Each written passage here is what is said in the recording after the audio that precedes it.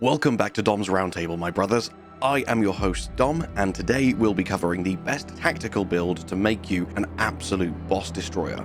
With this build, you'll be able to solo every enemy in the game with ease, all whilst having the most powerful ability in the game, hands down, as it allows you to two-shot any enemy. Honestly, the Hive Tyrant footage near the end of this video is hilarious. He no longer has a health bar, he just dies. The purpose of this series of builds is to show you the best way to make each class as self-sustainable as possible, so you can be the saving grace in times of need and don't need to rely on your other Marines too often. It is targeted at max levels, and we always run on the maximum mission difficulty. However, quite a few of the teachings will apply to all levels, so you can follow along as you're leveling up and refer back to this video whenever you've unlocked a few more weapons and perks to upgrade. We'll start by looking at the best perks, then I'll show you my favourite weapons to synergize with your new abilities before giving you some invaluable combat tips to bring the whole build together and actually be able to pull it off in a real high pressure situation. Before we start looking at the perks, as always, remember that you can only pick one perk from each column, with 3 core perks, 3 gear perks, a team and a signature. So we'll look at them column by column and I'll name them Core 1, Core 2, Core 3, etc, etc. So starting off with your core perks, as this build focuses around the current most powerful weapon type in the game, the Melter, the only choice for the first line of core perks is of course the very first one, Balanced Distribution, because Plasma Boost, as the name suggests, only applies to the Plasma Incinerator, and the final one in this column, the Kraken Penetrator rounds, only applies to bolt weapons. So grab Balanced Distribution for an extra 10% increased primary weapon damage, and you really don't need to worry about the reduction to your pistol damage because you will be using it rarely. And even when you do, because of your other perks, it still does substantial damage.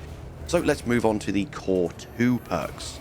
Firstly, Heightened Vigor sounds like a pretty good perk at first, but unfortunately it has no synergy with any of the rest of the tactical build, because it's the only perk that benefits from perfect dodges, so there are far better options. The last one in this column, Versatility, is all about improving your pistol, and due to the perk we picked in the first tree, our pistol really shouldn't be the focus of any of our decisions. Luckily, the second perk in this tree, Relentless Pursuit, is incredibly powerful, giving you a big temporary boost in damage every time you perform a gun strike. Therefore, if you learn to mix in a few melee hits and gun strikes into your rotation, you'll ensure your Melter is always doing insane amounts of damage. As we move into the final column of core perks, for a long time I ran with Final Shot, because Melter rifles reload very slowly, so this sounds fantastic on paper. The only problem is the Melter rifle doesn't have a huge amount of ammunition, so you'll just find yourself burning through it super quickly if you use this perk. You also really don't need steady aim, because it's pretty hard to miss with a gigantic flaming shotgun blast aimed directly at the center of mass of a massive swarm of Tyranids. Therefore, Emperor's Vengeance is going to be perfect for this build. Every 30 seconds, when you kill a Majoris or higher level enemy, you will restore a whole magazine, which is just insane. This dramatically increases the viability of the Melter rifle and stops you running out of ammo anywhere near as often, and makes it far better in the hands of the tactical than it is in the Vanguard build we covered the other day. Next up is the team perks. All 3 team perks are pretty great. The one that's going to be the most universally helpful to your team defensively is Transhuman Physiology, because increased contested health restoration is just great for survivability, and 30% is massive. However, if you are looking for the perk that will help out most with your specific build, then it's got to be Aligned Aim. Any damage increase for your Melter is going to scale exponentially when we move into the gear options and start looking at Auspex Scan. So even 5% extra is going to blow your damage out of the water. And when combined with Balanced Distribution, that's already a 15% bonus without even looking at the weapon perks yet. So I would say if you want something defensive, go with Transhuman Physiology, or if you want offense, go with Aligned Aim, and that's my recommendation.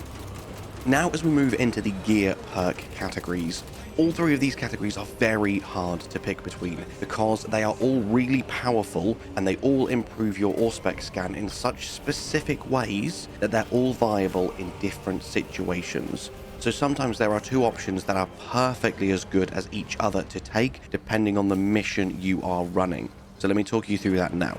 The first column is the perfect example of this. You definitely want to take vital data if you're on a mission with a guaranteed boss fight, such as decapitation, because it'll help you wreck enemies like the Hive Tyrant, like the Carnifex, and even Hell Brutes and Hell Drakes, and you can see that from how quickly the Hive Tyrant's health bar is melting here. I'll show this boss fight off a few times throughout the video because it's just incredibly cool to see. However, on missions where you don't have a big boss like this, or at least not a guaranteed one, where it's more defensive and wave heavy, such as the Fall of Atreus, priority targeting is brilliant. It's going to give you the time you need to completely annihilate a big wave of Majoris enemies, even with a really awkwardly timed extremist spawn thrown in there too. So definitely pick between these two depending on the mission you're going into. Vital data for bosses and priority targeting for wave-based defense missions. For your Gear 2 slot, this is another one where you've got two great options depending on the situation. Improved efficiency initially sounds incredible, and it is if you're really obsessed with your kill count. But you've got a melter rifle, so you really don't need even more ways to take on swarms. Help your team focus down the big threats and leave some of the little guys for your brothers. Therefore, I would say take battle focus on longer missions where you're going to be encountering plenty of Majoris and extremist enemies, and precise calibration for boss levels. This gives you nearly double damage on big targets, simply for a slightly reduced scan radius. It is incredible for bosses, it absolutely melts them. And don't worry, if all this information is making you a bit confused as to what perk you should pick, I'll give you a quick roundup at the end of this section before we move into the weapons. For now though, let's move into Gear 3. This may be the hottest take of the video, but I hate concentrated fire. I believe it's too inconsistent personally. It's another one of them perks that sounds fantastic on paper, but only affecting enemies until they leave your scanned area is terrible, because it's not like it will rescan them if they re-enter, it's just enemies that were there at the time that you used your ability. And enemies jump around a lot in this game, especially big threats that you really want to use your Auspex scan on, so I really don't rate concentrated fire that highly. I also don't advise close targeting. You've got plenty of ammo in your melter rifle, so you won't have to resort to your melee weapon too often. So that leaves us with a very powerful, high-risk, high-reward perk, Expert Timing. This one can be quite risky if you're not on comms with your teammates, because it requires you to coordinate your burst damage in a precise timing window. However, if you are on comms with your teammates, such as in my Discord server, shameless plug, and you take this with precise calibration, you can insta-kill bosses by just throwing a few crack grenades at them. It is absolutely insanely broken. And it's obviously made even better if you take priority targeting for your longer missions, because then instead of your Auspex scan reducing by 4 seconds, it's going to increase by 4 seconds to a total of 12. Just remember, if you do this, you will lose out on the ability to scan Minoris enemies, but that's really not a big deal in the grand scheme of things, with how good this class is at killing swarms already. And finally, for signature, the Signal Jammer isn't as great as it sounds. It's pretty easy to stop sentries from calling in reinforcements anyway without additional help from your perks. And again, for the second perk, you really don't need any extra AoE help when you're going to be wielding your near limitless ammo melter rifle anyway. Therefore, I would definitely say take Marked for Death. It means that once every 2 minutes, you are able to insta-kill an extremist enemy once you've put your mark on them by just whipping out your pistol and giving them a quick headshot. This is absolutely incredible. How annoying can Zoanthropes, Sorcerers, or the bloody Ravagers be with their constant burrowing? Now you can just chuck a scan on them and quickly pistol whip them and they are dead in one shot. Literally, it's such a good perk. Now for a quick roundup before we move on to the weapons. For your core perks, you want Balanced Distribution, Relentless Pursuit, and Emperor's Vengeance. For the team perk, I recommend Aligned Aim. This is your offensive option, but you could go for Transhuman Physiology if you want something more defensive. For your gear perks, take Vital Data for boss missions or Priority Targeting for wave-based defense missions. The second one, again, Precise Calibration for bosses or Battle Focus for big missions. The third gear perk is going to be Expert Timing, and your signature is going to be Marked for Death. Now we'll move into the weapons section before we finish it off with a few gameplay tips to really help you put this build to use. So to kick off this next section, we'll obviously start with our primary weapon, our biggest damage dealer, the Melter Rifle. Utilizing this correctly can easily net you 30,000 plus damage per mission, especially if you are using the Ophelian Liberation Alpha variation. The reason we want this, yes, it has significantly reduced range when compared to the Gathalamor Crusade, but there are perks that will offset this. And we really want the Alpha variation for the increased ammo capacity. This is going to be so key in easily carrying our team to victory. Next up, the perks for this weapon are very straightforward.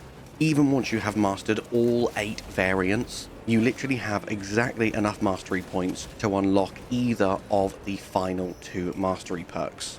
And to offset that range debuff we've basically given ourselves, the final 2 perks on the bottom row are fantastic. Your effective range increases by 1 meter, and after a perfectly timed dodge, your effective range increases by a further 3 meters for 5 seconds. And don't forget, because of our perks and because of this build, we will be triggering elusive range quite often, giving our 1 range melter rifle an effective range of 5. And before I move on to the more nuanced weapons, let me just skim through the other perks as well and show you exactly what you're signing yourself up for. So next up, whilst reloading, you do not lose control from heavy hits. This is just amazing.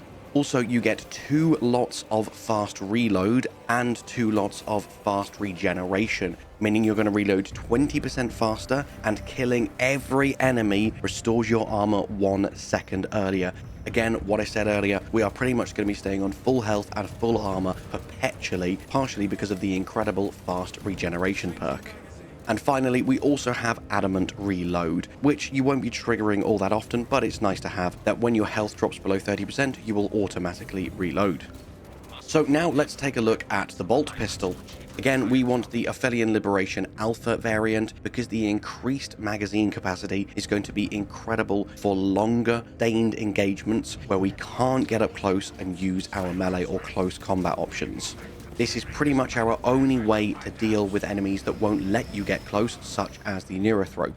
And because of that, again, we want to go for the entire bottom row of the perk tree because it's all about increasing your damage. The last 2 perks increasing your magazine size and your damage respectively, with rapid health being probably the only useless perk in this tree because again, we're not going to be dropping that low frequently, but it's nice to have in case you are in a sticky situation. Next up is even more magazine size and even more damage for 30% additional ammo and 20% increased damage. Iron Grip so that every time you gun strike you are more accurate for 5 seconds. Another perk that synergizes with our dodges again, dealing 25% more damage for 5 seconds every single time you pull off a perfect dodge. And finally, your damage is increased by 10% against Terminus enemies, meaning you're now even better at fighting bosses.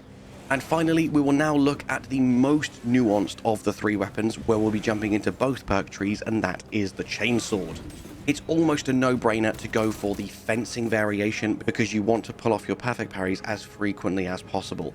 Obviously, if you're really confident about perfect parrying, you could go for the balance variant because its strength is insane, increasing from 10 to 15. However, the only problem for me is it has a speed of 1. It is literally the slowest it can possibly be. So even with that increased damage, having a weapon so slow can sometimes leave you open to so many unnecessary attacks. So even with that increased strength, and even if you are confident with your parries, I would still stick with the fencing variant. In the first row, it's very infrequent that you will have full armor in melee, so that very first perk is completely useless. So grab the 5% melee damage increase instead, meaning the next perk you have to take is Swift Recovery. Next up, we really want that Stomp area of effect radius increase, so we'll take both of the strength upgrades and then the Stomp radius increase. After this, it means we have to take the Chaos Slayer perk, which is the only perk in this tree I don't particularly like, but that's just because I enjoy fighting against Tyranids far more than Chaos. Either one is good, they're just quite situational. Next up, Hard Target is just an incredible perk. When you are attacking in melee, you are automatically taking less ranged damage. This is one of the best weapon perks personally. That means that we can then take Trampling Stride to perform 2 stomps in a row, which is a really cool feature. And finally, as I said, we're going to be dueling Majoris level enemies quite often, and Majoris Slayer means we deal 10% increased melee damage to them.